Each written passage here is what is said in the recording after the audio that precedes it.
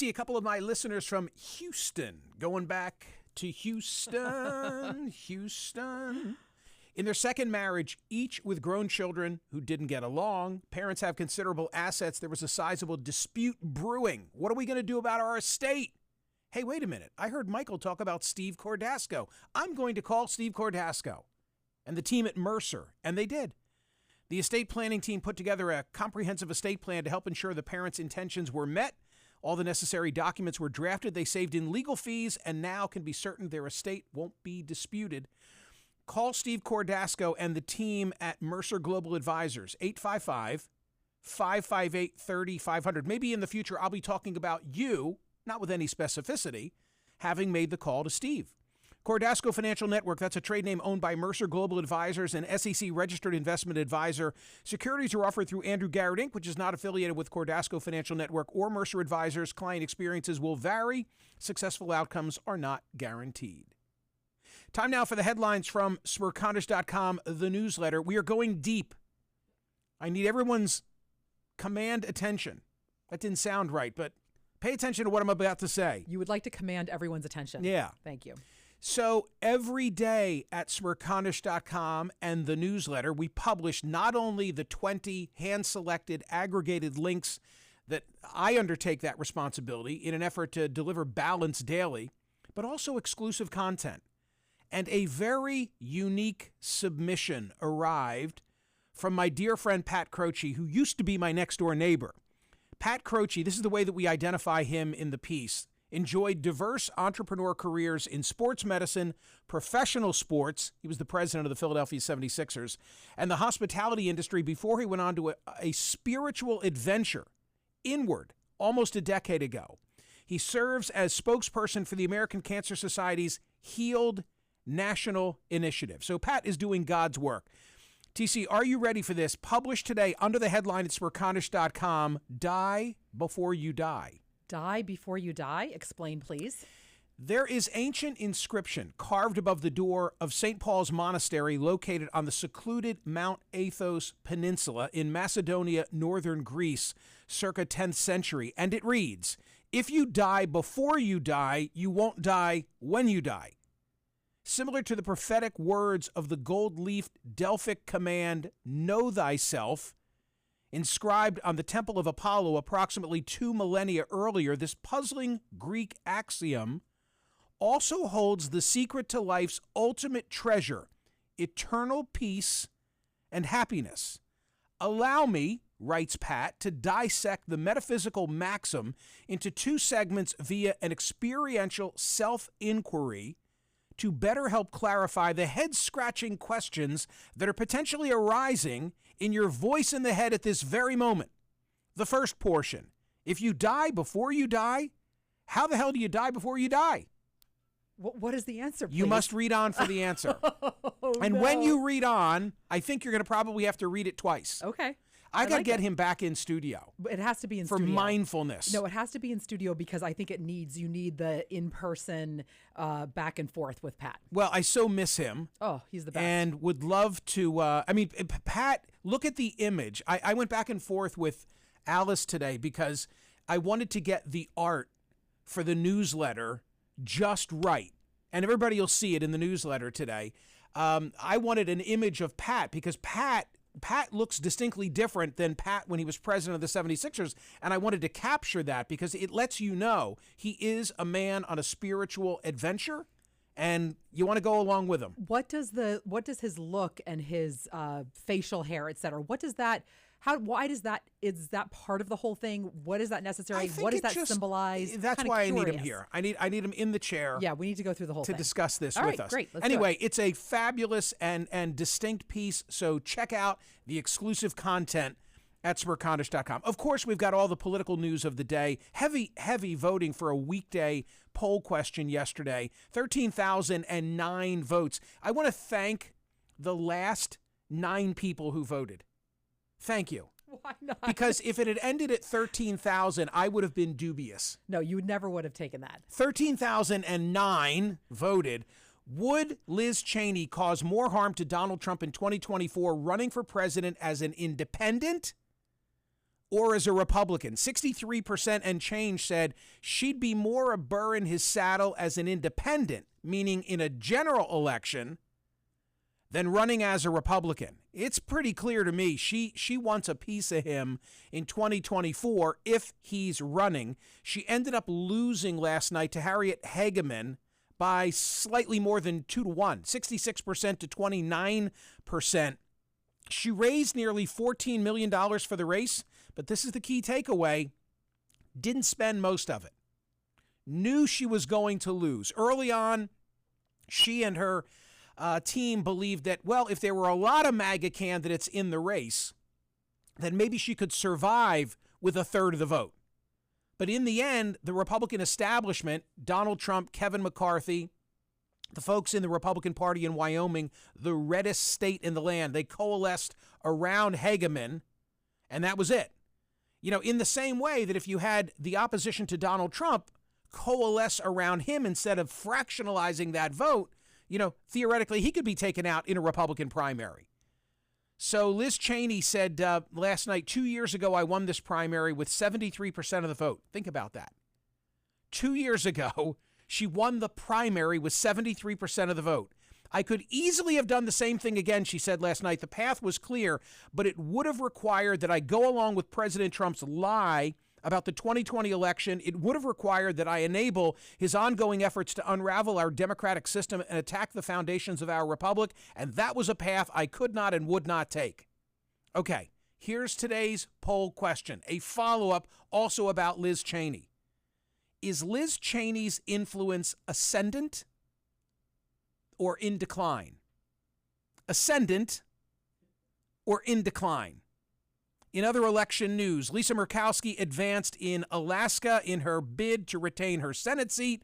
So too Sarah Palin, among the candidates bound for the November general election in the race for Alaska's only House seat. So Palin on the comeback trail. In Pennsylvania, we talked yesterday about Dr. Oz in a video from April, mind you, from April, where he's at a supermarket that he misstates the name. I'm still not sure what it was, but it may have been Wegmans. It may not have been Wegmans. What's important is that he was shopping for crudité. He was shopping for crudité. It's so wrong. And here I am. I'm such a huge fan of charcuterie and all of that. But charcuterie. I know enough to not go on when you're already being portrayed as the Hollywood liberal, yes, and the fancy doctor and the mansion in New Jersey. How would he ever think that was a good idea? It is the most unbelievable, words yesterday, unforced error I've ever heard. So Fetterman sitting in his basement in, Braddock, Pennsylvania, with a TV camera showing him in cargo shorts. Yeah. Is just you cannot get over the cargo shorts, can you? Cleaning his clock. He's cleaning his clock. He has, I got to say this for John Fetterman, he's got a brilliant team of people who handle his social media. He does. And what was his response? His response was, in Pennsylvania, we call that a veggie tray. And then he went and bought a veggie tray, and he's holding it up, and he's got it all over Instagram, and it's hysterical. Brilliant. And guess what? He raised $500,000 yesterday just in response to Oz and the crudité. You can buy a lot of crudité with that. So, yeah. So Alex Eisenstadt on Twitter. New poll conducted by the GOP firm Public Opinion Strategies for Pittsburgh Works Together now shows, again, this is a year, and I know President Biden has had some recent success. I'll mention it in a moment, but a year that's still presumed to be a Republican takeover of the House of Representatives, maybe not the Senate, but a big GOP year taking shape, we think. In Pennsylvania, this latest survey shows Fetterman up 18 points over Oz and Josh Shapiro up 15 points over Doug Mastriano. So Pennsylvania, with these two candidates, it's all eyes on PA. I mean, we talk about it because it's our backyard, but it's incredible. More substantive candidates running for governor and the Senate, and these are the ones who got through. And there's a move afoot in PA today for open primaries. I'll have more to say about that come tomorrow. Don't miss the Michael Bloomberg piece that we linked to from the Wall Street Journal, where he talks about Republican censorship having gone woke. He says Republicans often rightly complain that college campuses are hostile to a free exchange of ideas. Speakers over the past decade have regularly been disinvited, shouted down, even physically attacked by student activists unwilling to entertain different ideas and perspectives. This behavior is an anathema to a university's mission and deeply damaging to our nation. Unfortunately, instead of taking a principled stand for free speech, many Republicans are now saying, if you can't beat them, join them. And who's the Republican that he's talking about? Ron DeSantis. So Bloomberg taking on DeSantis in the Wall Street Journal. That's linked at Smerconish.com today as well. The latest from the search of Mar-a-Lago, passports. I mean, this was a gift to Donald Trump, that they scooped up his passports when they were executing the search warrant at Mar-a-Lago a week ago. Those passports belonging to the former president, taken by the FBI, have now been returned to him. A law enforcement source confirmed to CBS. CBS, embarrassingly, had tweeted out that the passports hadn't been taken, but they had been taken. I'll tell you what else I recommend today.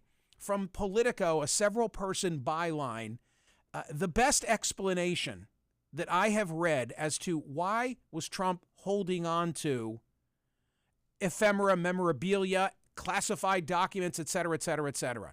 And the answer is it was a shit show in the final 24 or 48 hours. Wow, way to break it down to the very basics, Michael. When he was headed out of the White House. All right, there you go. It was just a chaotic, hot mess. Okay. And people are like grabbing things and throwing things in burn bags. No, read the piece. Read the piece. There was just like, typically like Obama leaves and the people from the archives come in and it's very orderly and and people are making lists. Filling things out. What shall we put in this carton? And for Trump, it's like, throw it in a burn bag. No, it doesn't belong in a burn bag. Honestly, you got to read the piece. You got to read the piece. And then also it says are there this. legit burn bags that things are actually burned? Oh, I remember like being incinerated burn. I remember being I can picture the burn bags because when I did advance for then Vice President George Bush, we had burn bags with us on the road. What? Yeah. Absolutely. Was it like a canvas bag? What does it look like? It was not canvas because it had to burn. It was like a heavy in my era. It was like a heavy brown bag, and it said burn bag on it. Wait, one more paragraph from Politico. Sorry. I got a lot of things here I'm trying to jam in yeah. because today was a day for the newsletter and the website where there's just like so much. But again, sticking with the Politico piece on Trump and why was he hanging on to things, there's this. Trump has long loved to collect and display items that remind him and others of his personal feats. His golf courses and office in Trump Tower are cluttered with photos, magazine covers featuring him, and souvenirs attesting to the perks of his wealth and fame.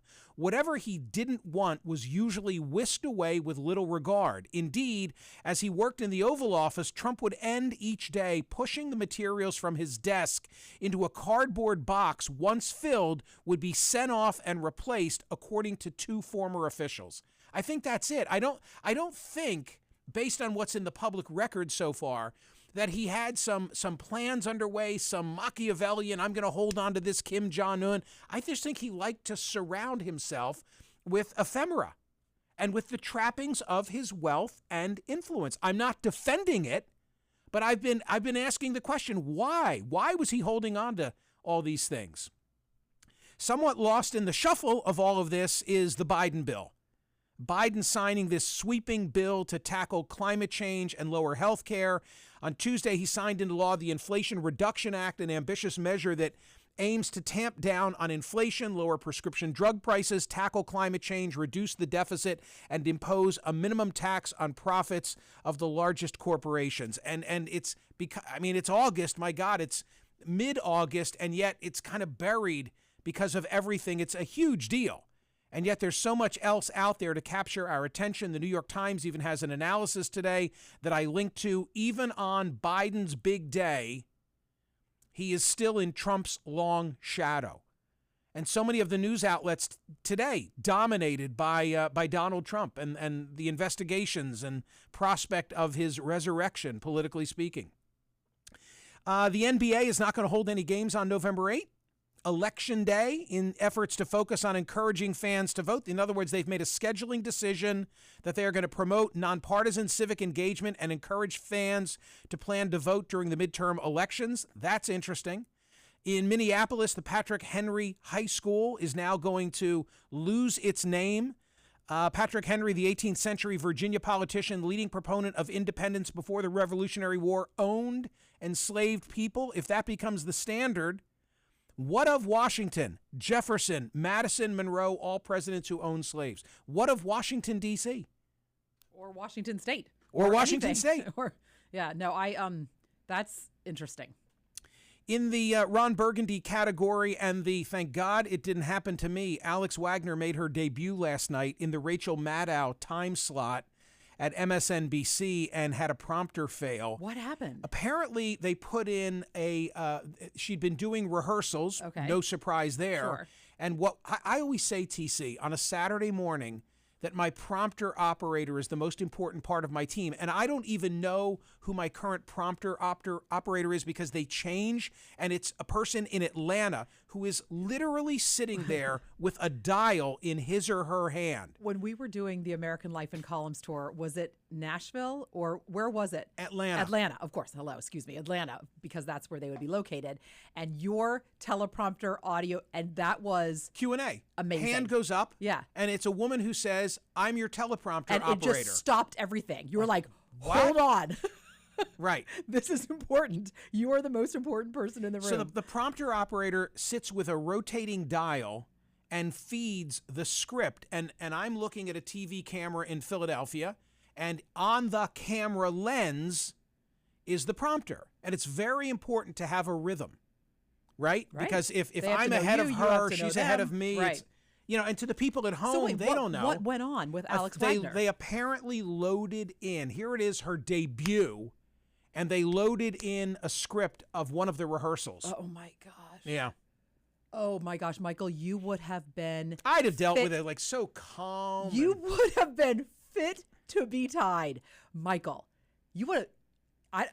I don't want to have anything to do with you if that's... if that happens. Okay, listen, I've never had the wrong script entered into my system, but I have had prompter fails, including, TC, this summer when I was in Poland. Yeah, no, I'm on a roof. I'm on a rooftop that wasn't a fail. in That was Warsaw. just the whole thing. It wasn't just a momentary fail. There was no prompter at all. Right. So they came to me, and I was just winging it. Yeah. And frankly, I don't know, maybe I'd be better off if I just took that approach, because that's what I do on radio every day. Well, my take on you always is that if you know what you're dealing with, you can deal with it. So if you knew... That's what I always say. Just tell me. Just tell me, right. Just tell me what the issue is. Don't try and hide it from me. The problem is if that happens midstream and you don't know what's going on and they can't tell you, and I would not even want to be in the room. Two other things, if I might, very disparate, but again, so much more at Smerconish.com. For God's sakes, register for the newsletter because you get all of this and more.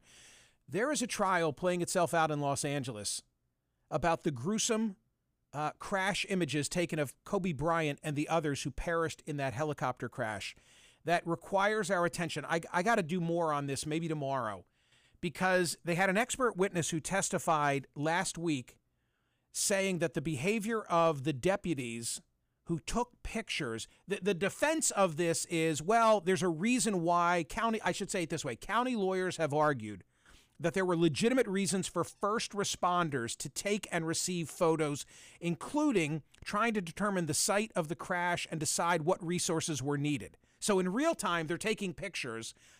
They argue so they can send them, back to headquarters so they know what do they have on their hands and what resources do we need to send. But they had a guy who's a retired lieutenant for the LAPD who now works as a consultant who testified that so-called death books are a widespread problem. And I believe if it's a widespread problem in LA, it's probably a widespread problem all over the place. Like first responders taking grisly images. Holy crap. And finally, there is a Watersgate update. Da-da-da. A Watersgate You waited update. 3 hours? What? Roger appeared in Washington, D.C. last night, ironically at the Capital One Arena. According to a review that I saw this morning in something called musicuniverse.com, he apparently warmed the crowd, pardon me for saying this, it's a direct quote, he warmed the crowd by saying, "Thank fuck I'm not with the Washington Post." Oh, my. Yes. Oh, my. He singled out the newspaper and its ultra-rich owner, Jeff Bezos, as one unwelcome at his theatrical presentation of This Is Not a Drill in Washington, D.C. I wonder if on that list he identified others who are unwelcome. Am I on that list? There's no list. There's no list. That's a lot, right? That's a lot. That's a lot, yeah. Hey, I love today's poll question at Smerconish.com. Liz Cheney, is her influence ascendant or in decline? Go vote. Thank you for listening here on POTUS. Thank you for watching. See you tomorrow.